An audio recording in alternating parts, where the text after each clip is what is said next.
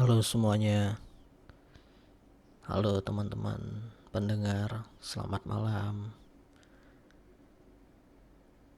Gimana kabar kalian? Apakah udah mulai bosan? Ini gue udah ngomong udah lemes banget nih. Udah jenuh banget di rumah udah sebulan lebih. Gak kerja, work from home. Kepala udah mumet banget nih, udah pusing sepusing-pusingnya. Ini sedikit curhat aja sih. Curcol. Ya gue udah nggak tahu mau ngapain lagi di rumah selain pekerjaan yang banyak tertunda juga karena kerjaan gue di lapangan. Yang seperti teman-teman tahu, kerjaan gue itu di dunia event dan lagi situasi begini tentunya nggak ada event. Jadi secara tidak langsung gue tidak bekerja, sama sekali tidak bekerja. So dalam 1 bulan ini gue udah sampai bosen, bukan Netflix aja sampai bosen. Biasanya waktu gue kerja itu gue betah begadang nonton Netflix, sekarang sampai gue enek banget nggak tahu mau ngapain selain bikin podcast ini ya tentunya ya. eh Udah kali ya curhatnya ya, nanti kebanyakan. Ya udah kalau gitu, malam ini gue bawain 2 cerita. Ini gue dapat satu dari Quora dan satu lagi dari Instagram. Dan tentunya seperti biasa, gue mention nama-nama para penulis atau sumber ceritanya di description podcast ini maupun di Instagram. Nah, teman-teman yang pengen ceritanya juga diceritain, teman-teman jangan bingung, langsung DM gue aja atau kirim email kalau kepanjangan. Nanti gue bisa bacain. Gak harus cerita kalian juga sih. Mungkin cerita teman kalian atau cerita keluarga kalian, dan gak harus tentang setan-setanan juga. Tapi mungkin hal-hal yang tidak masuk akal atau mistis atau apa yang mungkin menurut kalian ini kayak gak masuk logika deh, kalian kirim aja ke gue, nanti akan gue ceritain. So itu aja, langsung kita dengerin ceritanya. Tapi sebelum itu kita dengerin dulu intronya.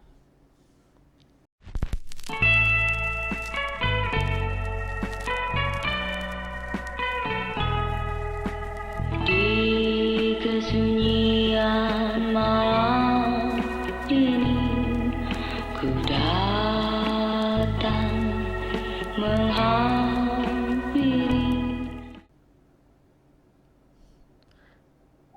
Cerita yang pertama ini gue ambil dari Quora, cerita dari Imade Dwi Arya Pradana dari Bali. Cerita ini ditulis 13 Juni 2018. Saya adalah orang yang tidak begitu tertarik pada hal mistis. Saya bahkan berusaha untuk menganggap bahwa hantu itu tidak ada. Namun pada suatu hari saya benar-benar melihatnya. Pengalaman ini terjadi saat saya baru masuk SMA, tepatnya pada saat masa orientasi siswa. Saat itu saya berangkat sekolah pukul 4 pagi karena acara MOS dimulai pada pukul 6 pagi. Saya sengaja berangkat lebih awal karena akan membeli alat tulis sebelum menghadiri acara. Sebelum ke sekolah, saya terlebih dahulu menjemput teman saya. Rumahnya berada pada desa terpencil dan harus menyusuri jalan yang diapit oleh hutan rimba. Biasanya saya menjemputnya bersama satu teman lainnya. Namun kali ini dia tidak bisa ikut, dengan alasan harus membeli sesuatu sehingga akan berangkat lebih awal. Saat itu masih sekitar pukul 4:15. Saya mulai melewati jalan di tengah hutan. Perasaan saat itu begitu hening. Saya hanya mendengar suara sepeda motor yang saya kendarai dan beberapa suara serangga pada sisi kiri dan kanan saya. Pada awalnya saya hanya merasa sedikit takut pada keadaan ini. Bukan takut akan hantu, namun takut akan gelapnya keadaan saat itu. Saya takut akan hal-hal misterius yang tidak saya ketahui. Apalagi di sekitar sana memang sudah terkenal akan misterinya. Ketakutan saya semakin meningkat ketika menyadari bahwa klakson sepeda motor saya tidak berfungsi. Ini merupakan hal aneh karena sebelumnya masih berfungsi sangat baik. Bunyi klakson yang dipercaya masyarakat Bali dapat menjadi alternatif sapaan dan penghormatan terhadap makhluk halus tidak dapat digunakan. Saya menjadi merasa cemas karena saat itu sangat sepi dan tidak terasa seperti ada kehidupan di kiri dan kanan saya. Saya putuskan untuk mempercepat laju saya. Saya terus menyusuri jalan tersebut hingga mencapai titik termistis pada jalan tersebut. Jalan yang juga memutuskan wilayah perumahan penduduk dengan hutan rimba dan jalan yang bersebelahan dengan kuburan. Awalnya saya optimis tidak akan terjadi keadaan aneh. Apalagi perjalanan gila ini akan berakhir setelah saya berhasil melewati jalan ini. Saya akan menemukan kehidupan kembali, yaitu perumahan warga. Ketika melewati jalan tersebut, sesuatu yang tidak dipercaya muncul. Saya benar-benar melihatnya. Terlihat sangat jelas, misterius dan lambat. Asap berbentuk seperti manusia muncul tepat di hadapan saya. Sosok tersebut sangat jelas. Saya melihatnya tidak dengan samar-samar, namun cukup rinci. Sosok tersebut melewati jalan dari sisi kanan menuju ke sisi kiri jalan. Sisi kanan saya adalah hutan dan sisi kiri merupakan kuburan. Sosok seperti asap namun bentuk atasnya sangat jelas. Saya melihat sesuatu seperti kepala dan tangan, namun tidak dengan kaki. Mungkin karena saya tidak begitu memperhatikan bagian bawah dari sosok tersebut. Perasaan saya saat itu adalah kosong. Saya berbicara dalam hati, penampakan ya. Saya tidak berani menoleh ke arah kuburan, laju saya meningkat. Saya ingin memejamkan mata namun tidak memungkinkan karena jalanannya menikung dan sedikit menanjak. Pada akhirnya saya melewati jalan tersebut dengan merinding dan pikiran kosong. Saya masih belum mempercayai kejadian ini. Setelah melewati jalan tersebut, akhirnya saya lega. Saya melihat sebuah mobil pick up dengan lampu yang menyala, seperti ada orang yang sudah terjaga pada saat itu. Pada akhirnya saya sampai di rumah teman saya dengan selamat. Saya menceritakan pengalaman ini dengan dia dan beberapa keluarganya. Saat itu, ibu dari teman saya mengatakan bahwa wilayah tersebut memang telah terkenal angker dan mistis karena diapit oleh 2 kuburan. Walaupun kuburan yang satu berada jauh di tengah hutan, pada sisi kanan jalan tadi, beliau mengatakan juga bahwa sosok yang saya lihat tadi adalah sesosok gamang. Gamang apa ya? Ada yang tahu? Ada yang pendengar dari Bali nggak kira-kira? Gua belum tahu nih. Gamang nih apa? Oke, lanjut ya. Yaitu salah satu sosok makhluk halus yang dipercayai masyarakat Bali. Setelah itu kami berangkat ke sekolah, melewati jalan yang sama. Saya mengemudi dengan pelan pada jalan yang ternyata diapit oleh 2 kuburan tadi. Saya berusaha lebih pelan. Saya menceritakan lokasi saya melihat sosok tadi dan menoleh ke arah kuburan bagian kiri. Namun tidak terlihat apapun yang aneh. Saat itu keberanian saya meningkat karena tidak sendirian. Saya melanjutkan perjalanan hingga sampai di sekolah. Sepulang sekolah, saya menceritakan kejadian ini. Ibu dan almarhum nenek saya juga menjelaskan bahwa sosok misterius yang telah saya lihat adalah sesosok gamang. Ibu menyuruh saya untuk lebih rajin berdoa supaya mendapatkan perlindungan dari Tuhan. Hal penting yang saya dapat dari pengalaman ini adalah hantu ternyata benar-benar ada. Saya tidak dapat membuktikan apabila yang saya lihat itu benar-benar sesosok makhluk halus, namun saya sendiri yakin dan percaya karena saya melihat begitu jelas pada keadaan sadar. Pada hari-hari berikutnya saya dengan terpaksa harus menyusuri jalan tersebut lagi. Namun saat itu saya bersama dengan 1 teman lainnya. Sayangnya saya tidak melihatnya lagi. Padahal kami sangat penasaran. Klakson sepeda motor saya bahkan berfungsi dengan sangat baik saat itu. Padahal tidak ada perbaikan sama sekali waktu kejadian pertama terjadi. Kisah ini adalah nyata. Kejadiannya terjadi di Jalan Babakan yang menuju ke BR Babakan, Desa Cau Belayu, Marga Tabanan, Bali. BR itu apa ya? Mungkin desa kali ya. Kayak ya mungkin desa kayak dusun gitu kali ya. Dusun Babakan, Desa Cau Belayu, Marga Tabanan. Oke. Itu cerita dari Imade Dwi Arya. Ini serem sih. Gue coba bayangin mau jemput temen. Mau jemput temen. Jalan jam 4 pagi.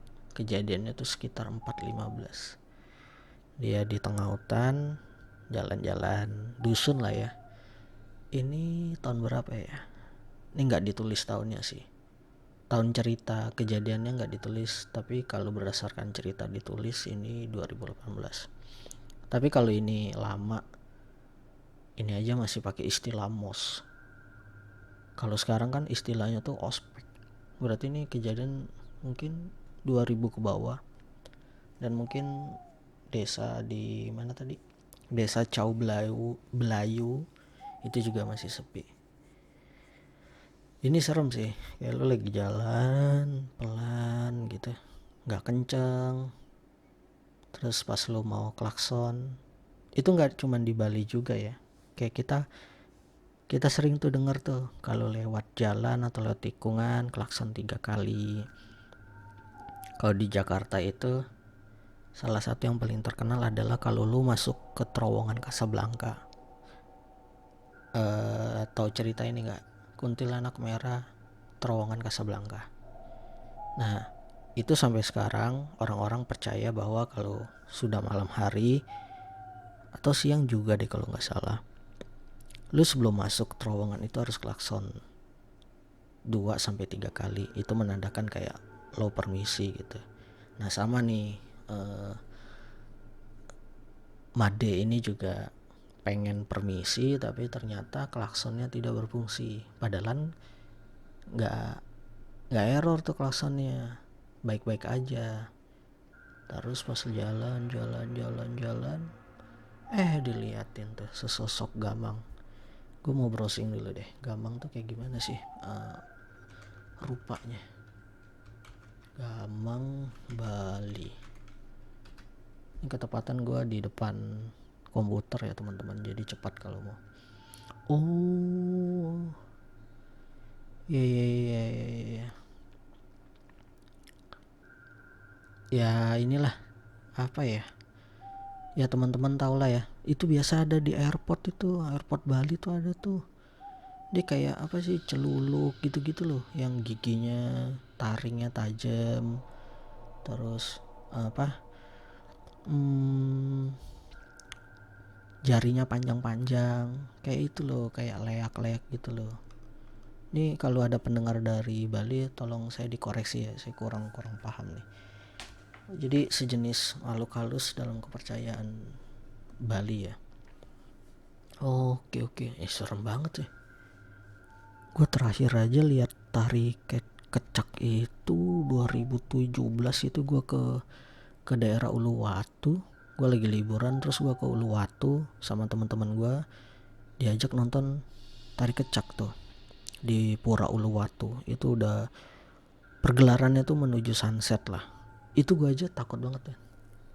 Maksudnya tarian yang ditampilkan adalah tarian selamat datang ya kalau nggak salah. Yang itulah yang khusus untuk wisata, bukan khusus untuk memanggil arwah atau hal-hal mistis ya. Bukan tarian-tarian yang gitu, tarian yang memang dibentuk untuk wisata, jadi nggak ada hal-hal gaib. Tapi itu aja serem banget melihat si apa tuh leak ya perumpamaan leak dengan baju-bajunya itu loh. Nah itu kan sering tuh kalau acara apa ya kalau nggak salah ya, acara di Bali itu yang setahun sekali masyarakat Bali itu kan bikin apa sih namanya tuh, Apa yang lupa tuh namanya? Kok jadi lupa? Ugu-ugu, pugu-pugu atau ugu-ugu. Nah masyarakat kan Bali bikin itu terus nanti kan dibakar gitu. Oh iya, tahu. Sekarang gue udah tahu nih sosok Gambang. Nah, Made ini ngeliat sesosok Gambang nih nyebrang pelan dari kanan ke kiri. Gila sih, parah sih, ini ngeri parah sih. Lu inget gue teringat ini nih teman-teman, siapa, Lintang. Lo tahu pemain Laskar Pelangi. Laskar Pelangi itu kan ada dua tokoh utama. Tokoh pertamanya Andrea Hirata Hinata ya, lupa. Kalau nggak salah Andrea Hirata. Terus Andrea Hirata ini kan punya pesaing. Ceritanya nih kayak bukan pesaing ya, temen pinter lah, yang namanya Lintang. Nah Lintang ini tiap pagi harus ngayu sepeda kalau nggak salah berapa puluh kilometer dari rumahnya di pinggir laut ke tempat sekolah ini, ke sekolah Laskar Pelangi ini. Nah di satu titik setiap perjalanan dia ini dari berangkat sekolah, dia itu harus melewatin rawa-rawa. Nah rawa-rawanya itu terkadang ada buaya yang melintas. Nah lu bayangin tuh. Nah Made nih kayak gini, tapi bukan buaya, tapi gamang. Gila sih. Ini kacau sih. Ini kalau gue jadi Made ini mungkin gue putar balik kali. Putar gak balik terus gue pura-pura sakit aja. Ibu gue nanya, lu kenapa balik? Nggak tahu nih, gak enak badan nih, sakit tuh. Tapi ini Made nih berani nih, hebat ya. Walaupun dia lihat dia tetap jalan. Oke. Ini ya teman-teman yang dari Bali ya.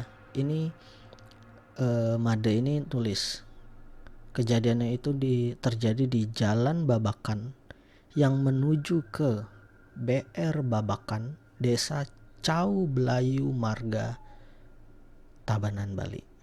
Tuh di Tabanan tuh. Kalian googling, kalian cari tahu lah. Ini kisah nyata nih menurut dari Made. Oke. Kita lanjut yang cerita kedua ya. Cerita kedua ini gue ambil dari akun Instagram @gunungmistis. Cerita dari seorang pria yang bernama Edwin.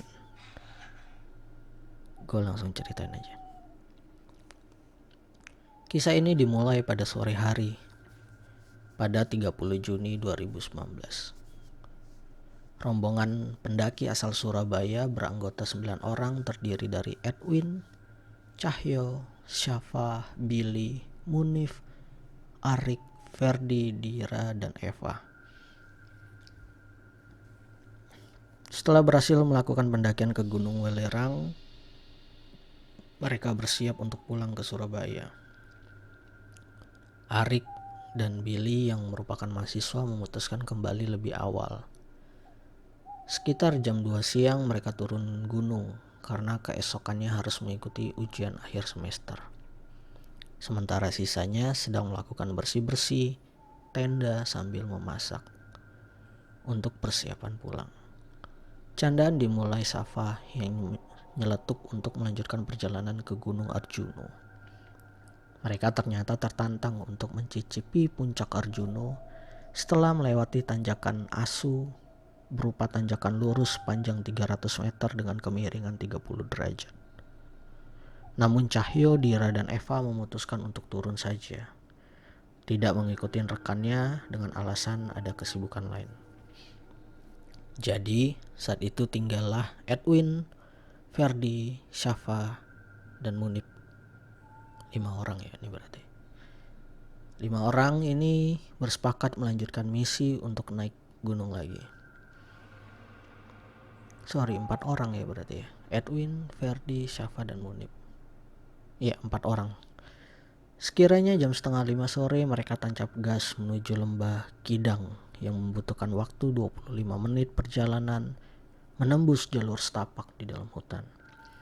Setelah sampai di sana, mereka bertemu 4 pendaki lain yang mengaku sudah di Arjuno selama 2 hari.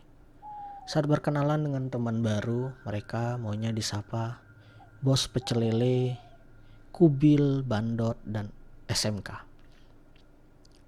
Semua nama samaran. Oh, ini notnya, jadi Bos Pecel Lele, Kubil, Bandot, dan SMK ini nama samaran. Rombongan Surabaya ternyata disambut hangat dengan nyalanya api unggun yang memang telah disiapkan untuk menyambut datangnya malam. Setelah tenda berdiri, mereka sempat berbincang sebentar dengan teman barunya sembari makan bersama. Mereka tertawa bersama menceritakan pengalaman dari Gunung Welirang. Setelah itu lelah dan dirasa dingin mulai menusuk tulang, mereka serentak masuk ke dalam. Kecuali Ferdi yang memilih tetap berada di luar bersama Kubil dan Bos Pecel Lele. Semuanya tertidur lelap sekitar jam setengah. Semuanya tertidur lelap sekitar jam setengah 12 malam. Namun tiba-tiba saja Edwin terbangun di tengah hempasan angin Lembah Kidang yang berada di tengah-tengah hutan cemara. Dia mendengar suara riuh dari luar tenda, tetapi dia mendengar pula perbincangan Ferdi dengan pendaki lain di luar tenda. Edwin pun memilih menyeduh kopi. Ia memasak air panas bersama Munif sambil menunggu Ferdi masuk ke dalam tenda. Setelah semua masuk ke dalam, di luar pun sepi seiring api unggun mulai padam. Tak beberapa lama, semua tertidur pulas, tinggal menyisakan Edwin seorang. Padahal saat itu waktu sudah menunjukkan pukul 12:30 malam. Kopi yang diseruput pun semakin membuat Edwin sulit terpejam. Suasana sedang tenang, nyaris hening. Tiba-tiba saja Edwin mendengar suara langkah kuda mengelilingi tenda. Sontak hal ini membuatnya dirudung ketakutan. Namun tetap saja ada naluri ingin tahu untuk melihat yang terjadi di luar tenda. Dalam kesaksiannya, Edwin mendengar suara tapak kuda yang menapak tanah, dan suara itu terus berulang cukup mengganggunya. Tak ingin menjadi saksi mata sendiri, Edwin mencoba membangunkan Munif yang tengah terlelap di sebelahnya. Namun sial bagi Munif, ia tidak menggubrisnya. Edwin kian larut di dalam kesendirian. Edwin berusaha cuek dengan apa yang terjadi di luar tenda. Namun semakin dia hiraukan, suara pijakan justru terdengar semakin keras. Bahkan sesekali terdengar juga suara rintihan wanita dan suara seperti botol yang terinjak. Nyali Edwin ciut. Dia memilih bersembunyi di balik sleeping bag hingga akhirnya berhasil terlelap pulas. Keesokannya, pada Senin dini hari 1 Juli 2019, sebelum submit attack, Edwin mencoba bertanya pada orang samping tendanya yang sering mengantar orang ke Arjuna. Tak disangka jawabannya itu membuat dia semakin tercengang. Ternyata suara itu benar ada dan juga sering terdengar dan dialamin pendaki lain. Edwin langsung teringat dan sudah tidak heran lagi karena dia sempat melintasi alas Lale Jiwo yang mitosnya merupakan pintu gerbang jin yang terkenal di kalangan pendaki. Mereka akhirnya memutuskan tancap ke puncak jam 4:30 pagi dari Lembah Kidang bersama pendaki lain. Medan tanah bebatuan hingga rerumputan telah menunggu di depan sana. Berbekal air dan roti yang enak bila dibalut dengan madu, mereka memulai perjalanan menuju puncak Arjuno. Medan terus menanjak. Syafa sempat terkilir kaki kanannya hingga tertinggal Kubil dan rombongannya sebagai penunjuk jalan. Mereka sempat menunggu Syafa hingga ia dapat kembali normal. Beruntung, jalan setelah bukit hanya tinggal lurus untuk tiba di puncak Gunung Arjuno. Pada jam 8:30 pagi, mereka tiba di puncak Ogal Agil yang memiliki ketinggian 3.339 mdpl. Tak lama di puncak, mereka sepakat turun jam 9 dan tiba di Lembah Kidang jam 1 siang. agak terlambat memang. Hal itu dikarenakan sempat membantu pendaki lain yang terjatuh di tengah trek. Sekitar pukul 2 siang mereka melanjutkan perjalanan untuk turun, karena keesokan harinya teman mereka ada yang bekerja. Tiba di pos 2 kop-kopan pada pukul 5 sore. Hari pun semakin gelap. Sialnya, tiba-tiba hanya Edwin yang merasakan seolah dikelilingi dua siluet hitam dan merah hingga mereka sampai bawah. Edwin tak berani menoleh ke atas karena takut membuatnya tak fokus untuk turun karena mulai sering tersandung. Edwin tidak berani menyimpulkan apa yang terjadi saat itu. Hingga hari ini Edwin pun masih memikirkan hal tersebut dan belum berani bercerita ke teman-temannya mengenai kejadian yang dia alami selama perjalanan di Arjuno. Sungguh pengalaman mistis yang menantang sekaligus menakutkan bagi dia. Cerita dari Edwin, pengalaman dia naik di Gunung Arjuno. Ini ceritanya ini ya, pengalaman kayak tenda dikelilingi suara kuda itu tuh gue pernah denger di mana ya? Oh, di ceritanya Zawin Nur itu kok nggak salah di Gunung Lawu atau di gunung mana, dia mengalami hal yang hampir mirip nih kayak gini. Bukan hampir mirip sih, emang mirip.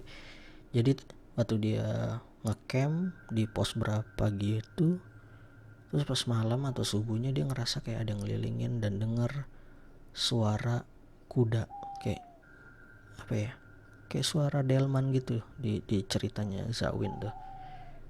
Nah tapi ada yang sedikit ini agak lucu juga sih. Ada sedikit misteri yang lebih misteri dari cerita setan. Di videonya Zawin itu di terakhirnya dia bilang gini, kalau gua nggak salah inget ya teman-teman ya, dia bilang, nah teman-teman tentukan mana ceritanya yang benar dan mana yang atau cerita mana yang saya tambah-tambahkan. Nah kita nggak tahu tuh cerita yang si suara kuda ini ditambah-tambahin Zawin atau memang benar kejadian. Nah Mas Edwin ini ngerasain juga dan dikonfirmasi sama tetangga samping ininya, tendanya. Dia bilang udah biasa mas di situ, di sini sudah biasa, sering juga kok pendaki lain. Waduh, berarti Arjuno harus gua blacklist nih. Gunung Lawu blacklist, apalagi Arjuno blacklist. Makin serem aja nih gunung nih, bahaya nih. Ntar dibilang gak percaya, nantangin. Percaya udah ke suges duluan dari bawah. Nih teman-teman ada pengalaman ini gak nih pas naik gunung gitu? Serem juga sih. Gue gak terlalu, maksudnya gue suka ngelihat. Gue naik gunung terakhir itu lama banget itu Gunung Cerme tahun 2016 ya kalau nggak salah. Itu juga kok 2015 ke bawah gitu. Terus kemarin 2019 ya bukan gunung sih, bukit kali ya, itu tuh si Kunir, ngelihat sunset ya, tapi nggak ada kejadian apa-apa sih, soalnya rame kan, boro-boro mau merasakan hening. Kita aja berebutan oksigen tuh di bukit si Kunir itu. Tapi serem sih, ini termasuk serem juga sih si cerita dari Edwin ini. Kalau gue sih langsung tidur aja sih, nggak perlu nungguin si Edwin ini, nungguin gitu kayak ntar ada apa lagi gitu. Ogah sama gue mah langsung tidur, mau minum antimo 2 biji udah seger, tidur langsung sampai subuh. Ya teman-teman, segitu aja 2 cerita di episode 3 ini. Itu cerita dari Made Dwi Arya, menurut gue yang paling epic sih ya. Gila sih, mau itu orang ngeprank juga kayak nggak masuk akal gitu. Subuh pakai baju gamang atau baju leak gitu jalan. Ini amit-amit deh, gue bayangin aja, aduh ngeri wih. Ya udah segitu dulu episode 3 ini. Sekali lagi, dan gak bosan gue ingetin, kalau teman-teman ada cerita, atau temennya ada cerita, atau pacarnya ada cerita, silakan kirim ke gue untuk gue ceritakan. Cerita doang ya, cerita mistis ya.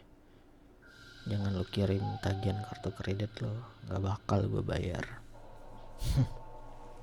So, oh iya, tadi gue baca sekilas, yang sembuh lebih banyak ya hari ini ya, nambah berapa gitu dari yang meninggal pandemi COVID-19 ya. Gue berharap keadaan kita semua baik-baik aja, makin baik makin baik, dan supaya kita bisa beraktivitas normal kembali. Gila cuy, nggak mau puasa ini tapi nggak ngerasain tarawih bareng atau sahur bareng gitu. Aduh, itu sedih banget sih. Ya udahlah, kita ikutin aturan pemerintah, tetap diam di rumah aja, cuci tangan, social distancing, physical distancing, saling jaga satu sama lain. Bukan waktu yang tepat untuk saling menyalahkan. Stay safe teman-teman, semoga kalian sehat-sehat aja, dan terima kasih yang sudah follow Instagram podcastan. Bukan podcastan ya nyebutnya, podcast setan. Gue juga ada taruh cerita ini di YouTube ya teman-teman, jadi teman-teman bisa subscribe. Dan kalau teman-teman belum following channel Spotify ini, teman-teman boleh klik following dan boleh klik follow di Instagram podcast setan, otomatis akan gue fallback. Tapi kalau kalian gue keskip gak fallback, kalian mention aja fallback dong kakak gitu, ntar gue fallback. Segitu dulu, dan thank you buat supportnya, buat semua yang udah dengerin, buat semua yang udah follow, buat semua yang udah following dan subscribe. Terima kasih teman-teman, sampai ketemu di episode selanjutnya.